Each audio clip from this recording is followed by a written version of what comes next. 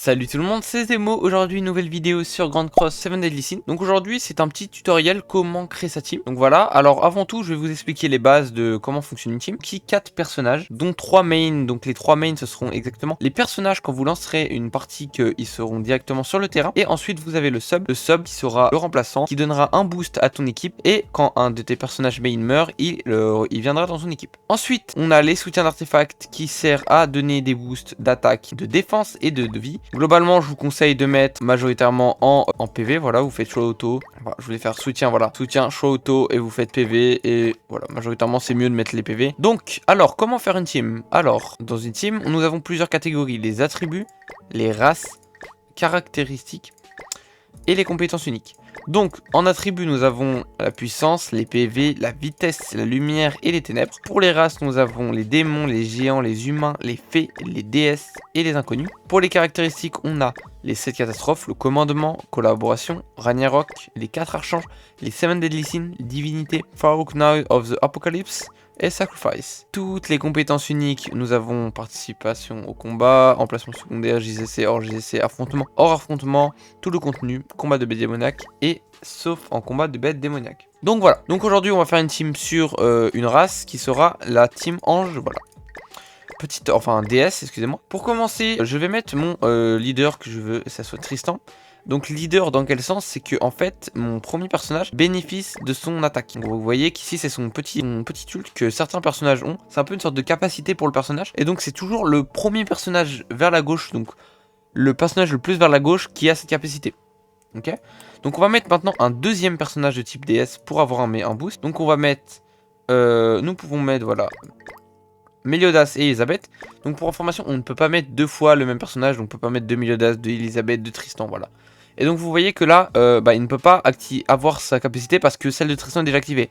Regardez, et si j'inverse les rôles, c'est celle de Tristan qui n'est pas disponible et celle de Elisabeth qui est disponible. Voilà. Si vous avez bien compris, vous pouvez regarder dans les stats, hein, les gars, sa capacité. Vous restez appuyé, hop, et vous pouvez aller compétences uniques et vous pouvez lire voilà les compétences.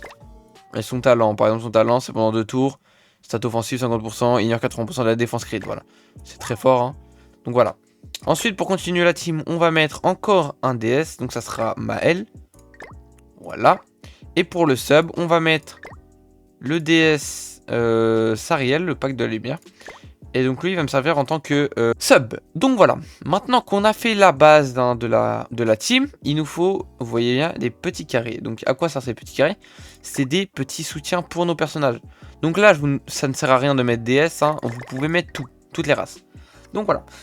Maintenant que vous voyez, il y a des petits logos. Alors ces petits logos, à quoi servent-ils? Ces petits logos veulent dire que c'est encore un boost supplémentaire. Donc il y a le boost de base, augmente de 7%, mais en plus avec le petit logo jaune, ça augmente les stats de 1%. Genre ça augmente encore un peu plus, si vous voyez. Genre là il y a de la résistance, alors que si on va sur un personnage sans rien, il n'y a pas de résistance, voilà. Voilà, résistance, effet d'association. En fait ça donne de la résistance. Voilà, c'est un bonus plus important, donc c'est quand même très très bien à prendre. Donc voilà, alors pour Tristan, c'est un personnage voilà, beaucoup usé sur la vie. Parce que c'est un personnage qui a besoin de vie. Donc par exemple, on va aller chercher... Est-ce qu'il y a un personnage avec de la vie? Voilà, on a résistance. On va prendre résistance. Sur 7000 de vie, on va mettre notre petite Elisabeth. Ensuite, on a pour notre main, c'est un personnage un peu plus aussi... un peu plus bouclier, voire PV. Donc par exemple, on a ça. À quoi sert les événements Luciel, par exemple? C'est lors d'une utilisation d'une compétence, augmente l'attaque du héros de 5%. C'est aussi un boost, c'est très intéressant à prendre. Donc là, je vois qu'il n'y a pas de... Il y a lui, mais il est déjà dans la team, donc on a lui. Donc, elle est déjà en effet plus en... Donc là, c'est double, donc on va la mettre dans notre équipe. Voilà, vous voyez que ça rajoute. Ensuite, on a Maël, donc on va refaire la même chose. On peut pas mettre deux fois d'Elisabeth, donc ça partira sur un Meliodas. Sur un Meliodas qui arrivera sur des... augmente les stats. Hop.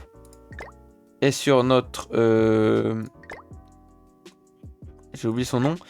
Voilà, donc on va remettre aussi un personnage avec des bonus. Sauf que regardez, on a déjà un Meliodas. Ça passe. Pourquoi ça passe, les gars, je sais pas. Voilà, logiquement ça fait ça. Bon, il paraît que les deux Meliodas sont différents, je pense, donc ça passe. Ok, donc ça passe, c'est parfait. Donc voilà. Donc voilà les gars pour la chose principale, hein, comment faire une team. Et pour finir les gars, comment marchent les soutiens d'Interfact. Donc voilà les gars, c'est des petites cartes qui donnent des bonus. Donc vous voyez, aussi vous pouvez avoir des... il y a aussi des bonus qui vont ensemble. Mais moi les gars, je vous conseille sincèrement, vous faites Shoto et vous mettez PV. Et voilà, vous bombardez les PV.